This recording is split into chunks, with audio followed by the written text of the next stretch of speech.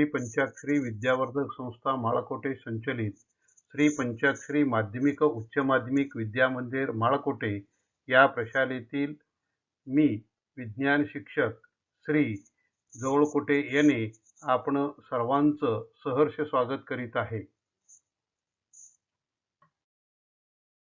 आदर शिक्षक डॉक्टर सर्वपल्ली राधाकृष्णन हे एके ठिकाणी म्हणतात, हमें मानवता की उन नैतिक जड़ों को जरूर याद करना चाहिए जिनसे अच्छी व्यवस्था और स्वतंत्रता दोनों बनी रहे।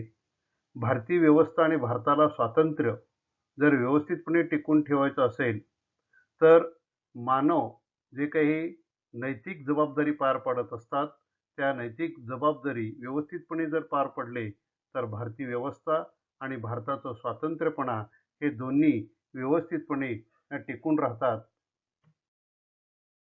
विद्यार्थी मित्रांनो, आज आपण विज्ञान आणि तंत्रज्ञान भाग 1 या पाठ्यपुस्तकातील प्रकरण 12 या प्रकरणाचं नाव आहे ध्वनीचा अभ्यास। तर या प्रकरणातील काही प्रमुख घटकांचा आपण अभ्यास करणार आहोत। ते प्रमुख घटक या पद्धतीने: ध्वनीचे स्वरूप, ध्वनीची निर्मिती व प्रसारण, ध्वनीचा वेग, मानवी कानाची श्रवण क्षमता, अवश्राव्य ध्वनी व श्राव्यातीत ध्वनी, ध्वनीचे परावर्तन।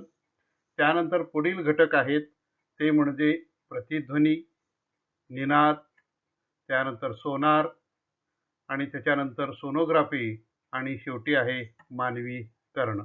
तर या सर्व घटकांचा अभ्यास आपण आताच्या या प्रकरणामध्ये करणार आहोत। विद्यार्थी मित्रांनो, आज आपण ध्वनीबद्दल माहिती मिळवूया। ध्वनी ही एक प्रकारची ऊर्जा असून ती आपल्या कानात ऐकण्याची संवेदना निर्माण करते। ही जी ऊर्जा आहे ती ऊर्जा तरंगाच्या स्वरूपात असते। यावरून तरंगाचे एकूण 2 प्रकार आहेत। त्यातला पहिला प्रकार म्हणजे अनुतरंग आणि दुसरा प्रकार म्हणजे अवतरंग। आता आपण या दोन्ही तरंगाचं थोडंसं स्पष्टीकरण मिळवूया, त्यांची व्याख्या, त्यांची आकृती, एखादं उदाहरण घेऊन आपण या दोन्ही तरंगाच्या प्रकाराबाबत माहिती मिळवूया। विद्यार्थ्यांनो, पहिल्यांदा आपण अनुतरंग म्हणजे काय ते पाहूया। तर अनुतरंगाचं स्पष्टीकरण करण्यासाठी तुम्हाला या ठिकाणी एक व्हिडिओ दाखवतो, पहा।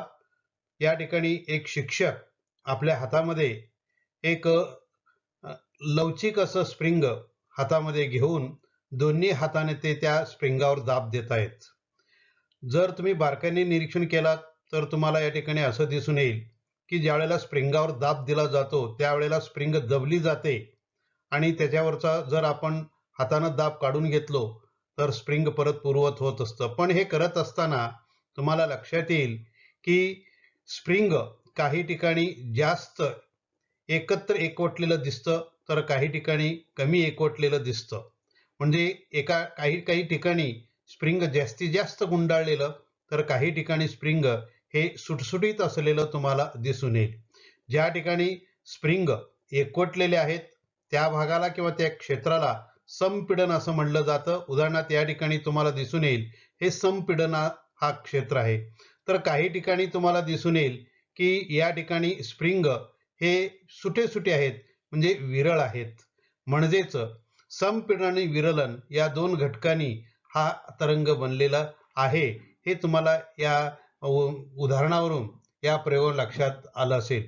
तर आता आपण अनुतरंग म्हणजे काय ते पाहूया। त्या अनुतरंगाची व्याख्या या ठिकाणी तुम्हाला दिसून येईल। तर व्याख्या अशी आहे: माध्यमाच्या कणांचे दोलन आपल्या मध्यस्थितीच्या आजूबाजूस तरंग प्रसारणाच्या समांतर दिशेने होत असते तर अशा तरंगाला अनुतरंग म्हणजे लॉंगिट्युडिनल वेव्हज असं म्हटलं जातं। तर हे अनुतरंगाचं ग्राफिकली जो काही आकृती आहे ती आकृती तुम्हाला खाली दाखवून देण्यात आलेलंच आहे। तर पहा, या ठिकाणी तुम्हाला दिसून येईल की स्प्रिंग या ठिकाणी जास्त एकवटलं गेलेलं आहे, दबलं गेलेलं आहे या ठिकाणी आणि या ठिकाणी। तर दुसऱ्या ठिकाणी तुम्हाला लक्षात येईल इथं स्प्रिंग अतिशय विरळ अवस्थेत आहे म्हणजे दूर दूर आहेत। या तर असा हा जो भाग आहे जिथं जास्त एकवटलेलं आहे, ज्याची घनता या ठिकाणी जास्त असते, कणांचं एकत्रीकरण येणं इथं घनता वाढतं, तर त्या घटकाला काय म्हटलं जातं? संपीडन, दॅट इज कॉम्प्रेशन असं म्हटलं जातं. आणि जिथं स्प्रिंगचे कण विरळ आहेत, सुटे सुटे आहेत, दूर आहेत, त्या भागाला विरलन असं म्हणलं जातं, म्हणजे रेरिफॅक्शन असं म्हटलं जातं. तर अशा पद्धतीनं अणुतरंग हे संपीडन आणि विरलन या दोन घटकांनी बनलं गेलेलं आहे. आपण हा दुसरा जो प्रकार आहे तरंगाचा, तो म्हणजे अवतरंग. तर या अवतरंगाचं स्पष्टीकरण करण्यासाठी तुम्हाला या ठिकाणी दुसरे एक या ठिकाणी ॲनिमेशन केलेला व्हिडिओ दाखवतोय. तर या ठिकाणी तुम्हाला असं दिसून येत आहे, या आकृतीचं जर तुम्ही बारकाईने निरीक्षण केलात तर तुम्हाला असं दिसून येईल की एखाद्या संत अशा तलावातल्या पाण्यामध्ये जर आपण खडा टाकलं, तर खडा टाकल्यानंतर त्या ठिकाणी तुम्हाला असं दिसून येतं, त्या खड्याच्या भोवती अशी अनेक वर्तुळे तयार होऊन ती वर्तुळे त्या तलावाच्या कडेला लुप्त होत असलेले तुम्हाला दिसून येत असतात. तर तशाच प्रकारचं या ठिकाणी हे व्हिडिओ तुम्हाला दिसून येत आहे. तर या ठिकाणी काय झालेलं आहे की कणांचं जे हालचाल आहे, ते हालचाल वर आणि खाली म्हणजे तरंगाच्या कणाच्या मध्यमाशी ते वर आणि खाली या पद्धतीने ते हालचाल करत आहेत. म्हणजेच याचा अर्थ आहे कणा हे लंबरूप स्थितीत ते या ठिकाणी हालचाल करत असलेलं दिसून येतात. तर अशा पद्धतीचा जो तरंगाचा जो प्रकार आहे, त्या प्रकारालाच अवतरंग असं म्हटलं जातं. तर अशा या अवतरंगाची व्याख्या आपण या ठिकाणी पाहूया. अवतरंग म्हणजे काय की माध्यमाच्या कणांचे दोलन तरंग प्रसरणाच्या समांतर दिशेच्या लंबवत जर असतील, तर अशा तरंगांना अवतरंग म्हणजे ट्रान्सव्हर्स वेव्हज असे म्हणतात. तर याचं दुसरं एक उदाहरण या ठिकाणी तुम्हाला खाली चित्रामध्ये दिसून येत आहे. एक मुलगी आपल्या हातामध्ये स्प्रिंग किंवा एखादा दोरा जर घेतलं आणि त्या दोऱ्याचा एक टोक आपल्या हातामध्ये धरून जर झटका दिला, तर त्या स्प्रिंगचं म्हणा किंवा त्या दोऱ्याचं म्हणा जे हालचाल होत असते, ती अशा पद्धतीनं नागमोडी होत असलेलं या ठिकाणी तुम्हाला दिसून येत असेल. म्हणजे एका ठिकाणी ते उंचवटा तयार झालेलं दिसेल, तर त्याला शिखर असं म्हटलं जातं. आणि एका दुसऱ्या ठिकाणी आपल्याला दिसून येईल ते खोलगट दिसत असतं, त्याला दरी असं म्हटलं जातं. तर शिखर आणि दरी या दोन घटकांनी हा जो प्रकार अवतरंगाचा हा जो प्रकार आहे तो बनलेला असतो. तर अशा पद्धतीनं या ठिकाणी तरंगाचे हे जे दोन प्रकार आहेत, ते म्हणजे अणुतरंग व अवतरंग याबद्दलचं स्पष्टीकरण आपण या ठिकाणी मिळवलेलं आहोत. तर याच्याच आधारे आपण या तरंगाच्या बाबतीच्या काही संज्ञा आपण या ठिकाणी पाहूया. विद्यार्थी मित्रांनो, आपण आता ध्वनी तरंगाबाबत काही संज्ञांचा विचार करूया. या संज्ञांचा विचार करण्यापूर्वी आपण या संज्ञामध्ये येणारे काही जे नवीन शब्द आहेत, जे काही घटक आहेत, त्या घटकांचा आपण प्रथमतः माहिती मिळवूया आणि त्यानंतर या संज्ञा आपण शिकूया. तर पहिल्यांदा या ठिकाणी तुमच्यासमोर एक 2 आकृती दिसत आहेत. त्यापैकी पहिली जी आकृती आहे ती म्हणजे ग्राफिकली अवतरंगाची आकृती आहे. या आकृतीमध्ये तुम्हाला काही शब्द दिसत आहेत. एक आहे तो म्हणजे शिखर आणि दुसरा आहे दरी. तर माध्यमातील कणांचं ज्यावेळेला जास्तीत जास्त विस्थापन होत असतो वरच्या बाजूला, त्यावेळेला एक टेकडीसारखा भूभाग तयार झालेला दिसून येईल, त्याला शिखर असं म्हणलं जातं. आणि त्या माध्यमाच्या कणाच्या खालच्या बाजूला एक खोलगट भाग तयार होतो, त्याला दरी असं म्हणलं जातं. त्यानंतर दुसरी जी आकृती आहे ती म्हणजे अणुतरंगाचं ग्राफिकल आकृती आहे. या आकृतीचं सुद्धा जर तुम्ही बारकाईने निरीक्षण केलात, तर त्या ठिकाणी सुद्धा तुम्हाला दिसून येईल की स्प्रिंगचे काही कण एका ठिकाणी गर्दी केलेले दिसून येतात, ज्याला संपीडन असं म्हणलं जातं. आणि काही ठिकाणी ते विरळ आहेत, सुटे आहेत, त्याला विरलन असं म्हटलं जातं. तर हा जो अणुतरंगाचा जो तरंग प्रकार आहे तो संपीडन आणि विरलन या दोन घटकांनी बनलं गेलेला आहे. तर आता आपण या माध्यमातील कणांचं विस्थापन ए या बिंदूपासून बी या बिंदूमार्फत सी या बिंदूपर्यंत जर येऊन पोचत असेल तर त्याला एक दोलन किंवा एक आंदोलन किंवा एक आवर्तन असं म्हणलं जातं.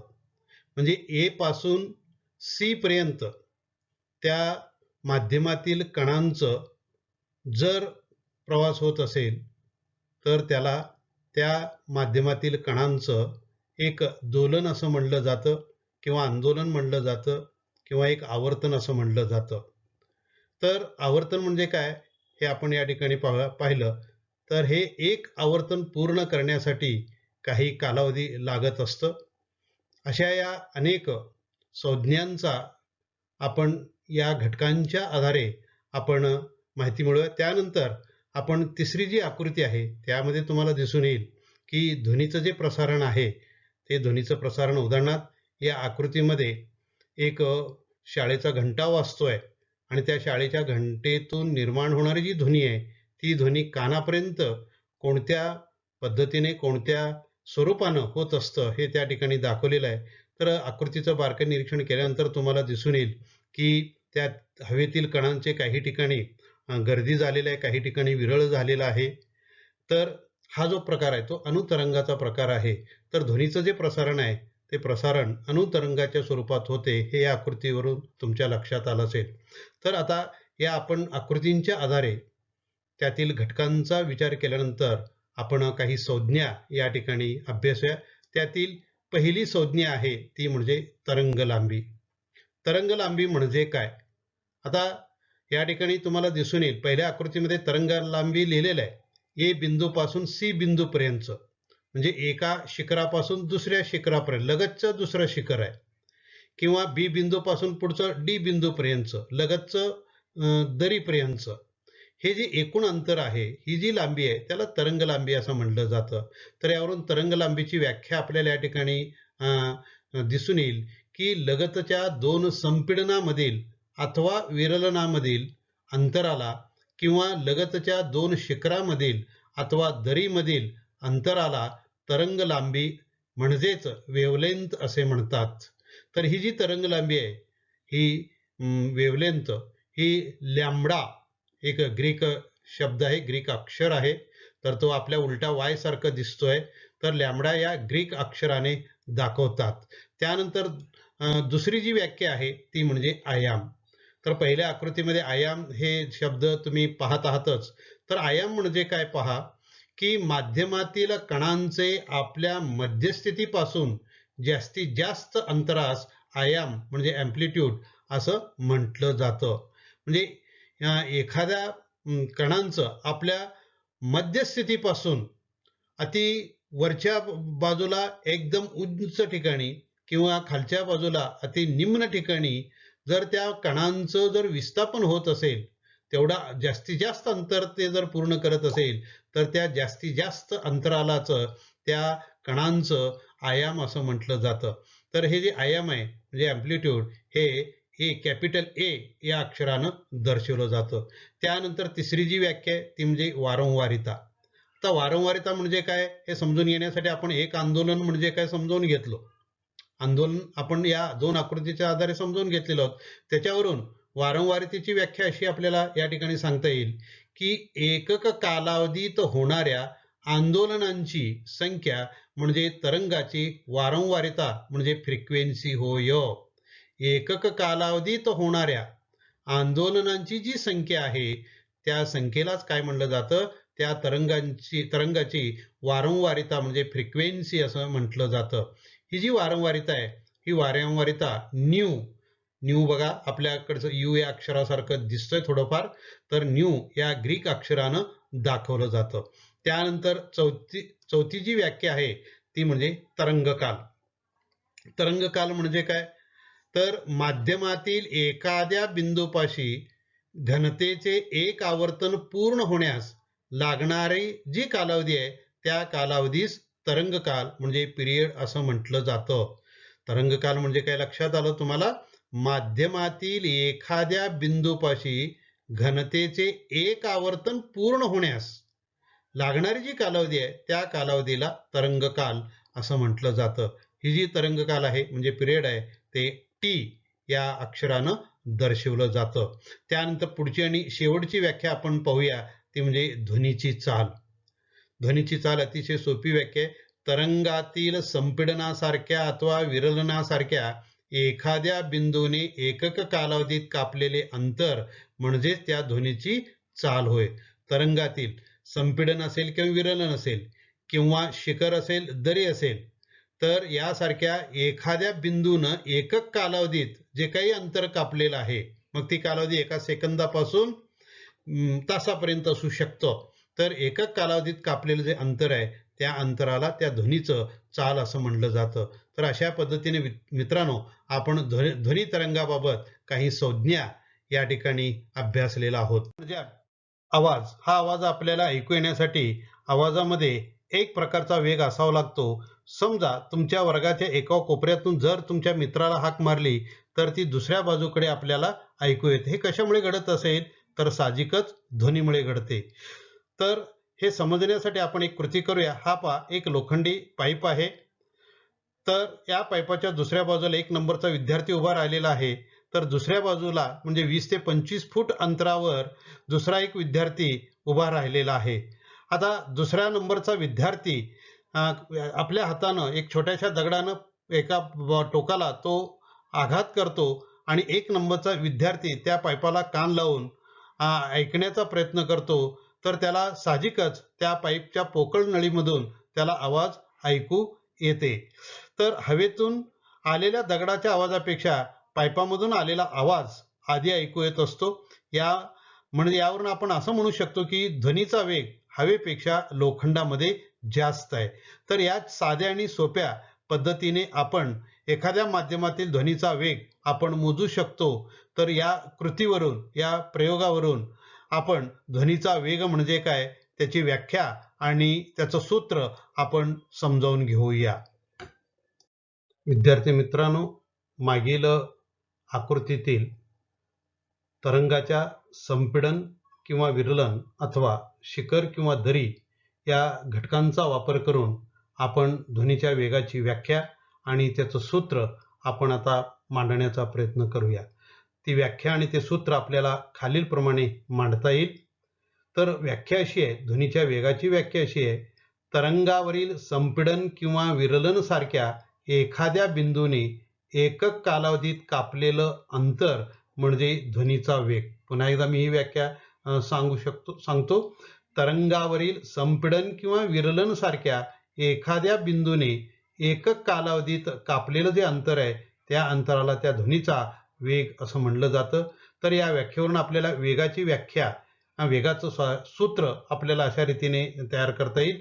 ते म्हणजे वेग बरोबर अंतर भागिले काल. वेग बरोबर अंतर भागिले काल. तर अशा पद्धतीने आपण ध्वनीची व्याख्या, ध्वनीच्या वेगाची व्याख्या आणि त्याचं सूत्र आपण सहजगत्या मांडू शकतो. ध्वनी तरंगावरचा कुठलाही बिंदू टी या तरंग कालात लॅम्बडा इतकी तरंग लांबी जर अंतर पार केलं असेल तर त्या ध्वनीचा वेग आपल्याला पुढील सूत्रानं मिळवता येईल, पुढील सूत्रानं काढता येईल. ते सूत्र या पद्धतीनं आहे: वेग बरोबर तरंग लांबी भागिले तरंग काल. वेग व्ही अक्षरानं दर्शवलं जातं, तरंग लांबी लॅम्बडा अक्षरानं दर्शवलं जातं, तर तरंग काल टी अक्षरानं दर्शवलं जातं. हे आपण अभ्यासलेलंच आहोत. यावरून थोडक्यात हे सूत्र आपल्याला या पद्धतीनं मांडता येईल. ते म्हणजे व्ही बरोबर लॅम्बडा अपॉन टी. हे झालं मुख्य सूत्र. या मुख्य सूत्रावरून आपल्याला दुसरं एक उपसूत्र मिळवता येईल. आपल्याला माहित आहे की 1/टी बरोबर न्यू. 1/टी बरोबर न्यू. तर या न्यूचा जर आपण वापर केलं तर हेच सूत्र आपल्याला या पद्धतीनेही बदलता येईल. ते म्हणजे व्ही बरोबर न्यू इंटू लॅम्बडा. व्ही बरोबर न्यू गुणिले लॅम्बडा. म्हणजेच ध्वनीचा वेग बरोबर वारंवारिता गुणिले तरंग लांबी. अशा पद्धतीनं आपण ध्वनीच्या वेगाचे 2 सूत्र या ठिकाणी मिळवण्याचा प्रयत्न केलेला आहोत. ते म्हणजे पहिलं सूत्र आहे ध्वनीचा वेग बरोबर तरंग लांबी भागिले तरंग काल, दॅट इज व्ही बरोबर लॅम्बडा अपॉन टी. आणि दुसरं सूत्र आहे ते म्हणजे ध्वनीचा वेग बरोबर वारंवारिता गुणिले तरंग लांबी, म्हणजे व्ही बरोबर न्यू गुणिले लॅम्बडा अशा पद्धतीने ध्वनीच्या वेगाचे हे दोन सूत्र आहेत. विद्यार्थी मित्रांनो, आपण आत्ताच ध्वनीचा वेग म्हणजे काय हे पाहिलं. हा जो ध्वनीचा वेग आहे तो ध्वनीचा वेग वेगवेगळ्या माध्यमात सारखाच असतो का असा प्रश्न आपल्याला पडला असेलच. तर त्याचं उत्तर आपण या ठिकाणी मिळवण्याचा प्रयत्न करूया. तर तुमच्या समोर बाजूला एक तक्ता दिसून येतोय. तो तक्ता विविध माध्यमातील 25 अंश सेल्सिअस तापमानाला ध्वनीचा वेग मीटर प्रति सेकंदामध्ये किती असतं हे दाखवलं गेलेलं आहे. या तक्त्यामध्ये 3 रकाने आहेत. पहिला रकाना अवस्था म्हणजे पदार्थांच्या ज्या 3 अवस्था आहेत त्या अवस्था दाखवल्या गेलेल्या आहेत. दुसऱ्या मधल्या रकान्यामध्ये वेगवेगळ्या अवस्थेतील पदार्थांची नावं लिहिलेली आहेत. आणि तिसरं शेवटच्या रकान्यामध्ये त्या त्या पदार्थातून वेग की ध्वनीचा वेग किती आहे हे दाखवण्याचा प्रयत्न केला गेलेला आहे. तर प्रति सेकंद किती मीटर हा ध्वनीचा वेग आहे हे या तिसऱ्या रकान्यामध्ये तुम्हाला दिसून येईल. तर सारख्याच भौतिक स्थितीत असलेल्या माध्यमातील ध्वनीचा वेग सर्व वारंवारता करता जवळपास सारखाच असतो.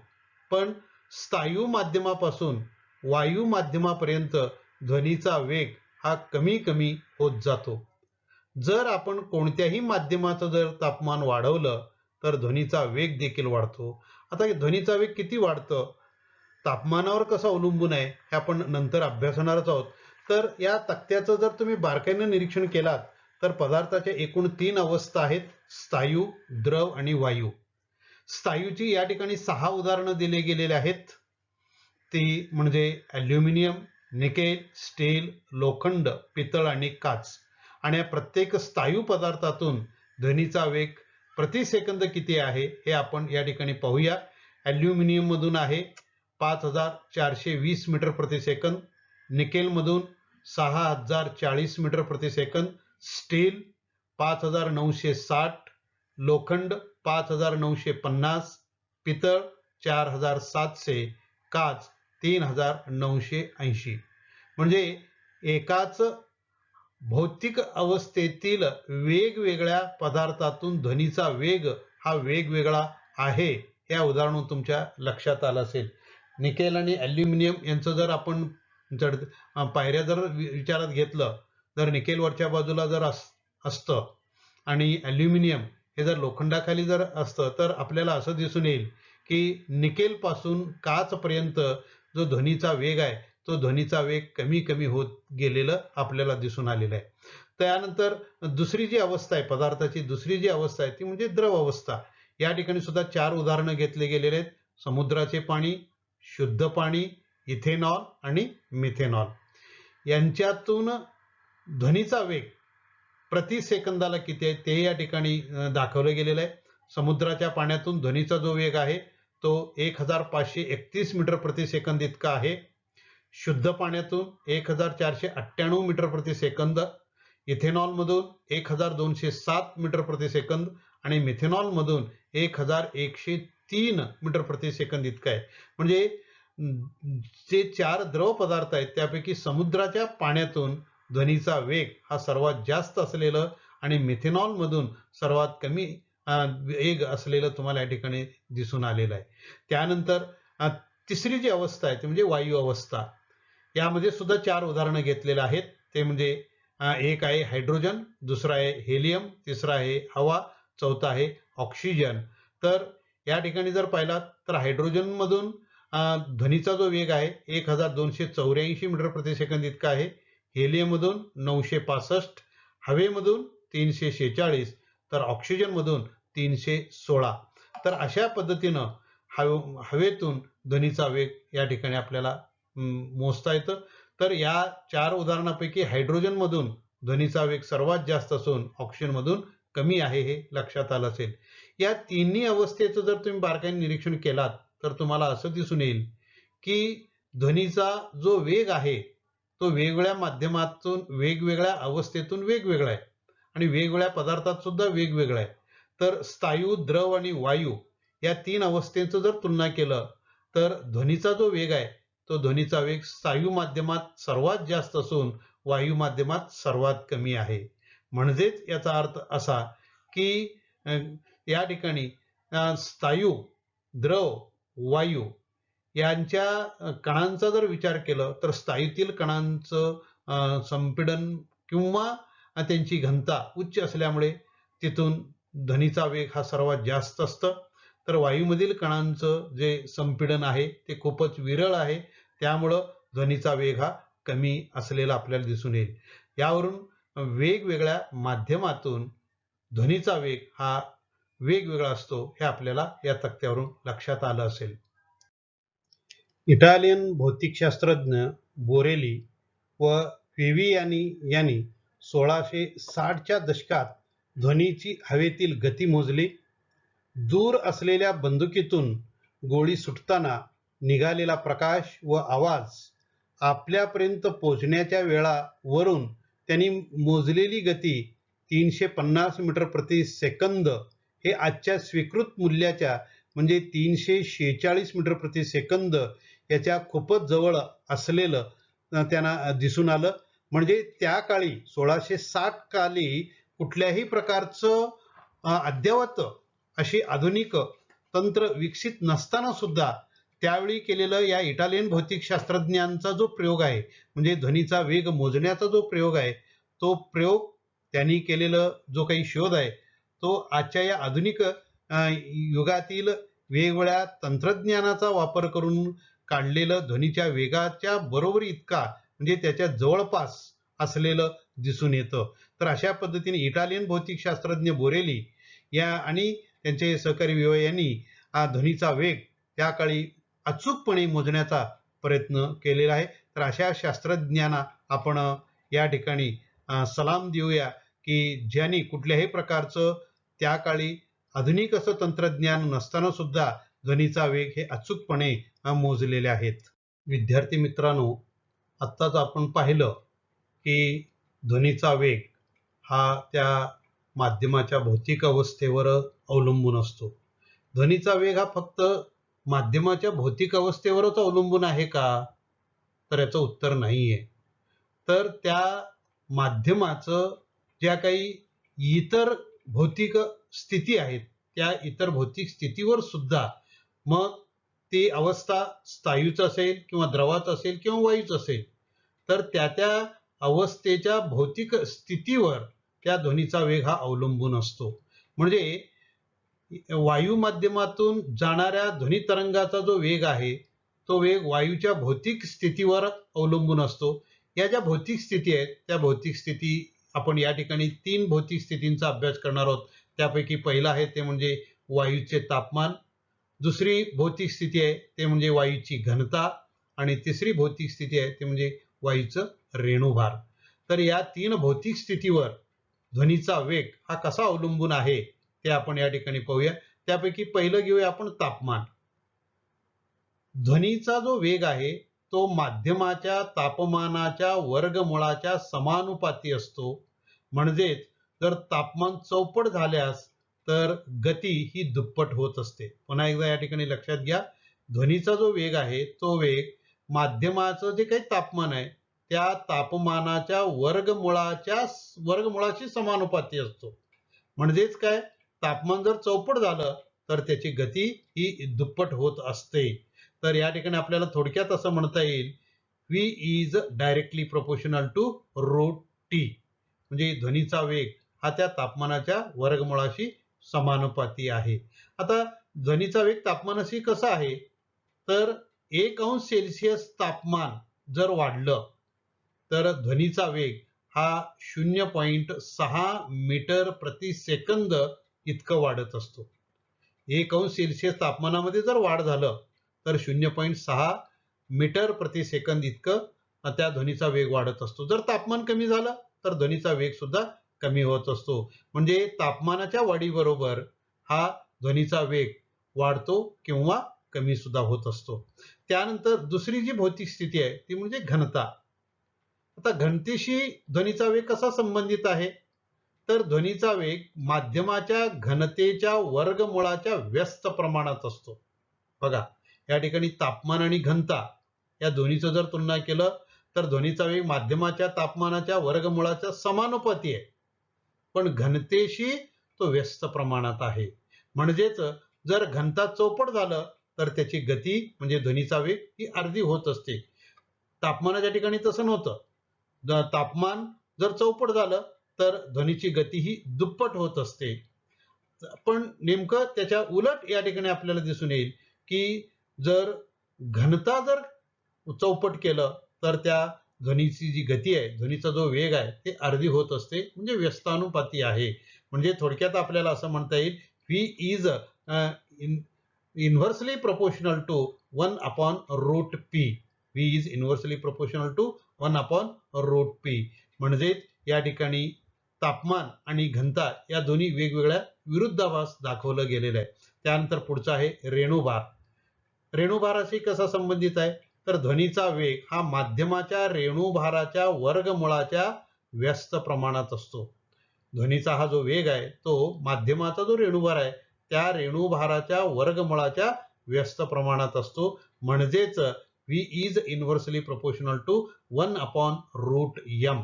V is inversely proportional to 1/√m.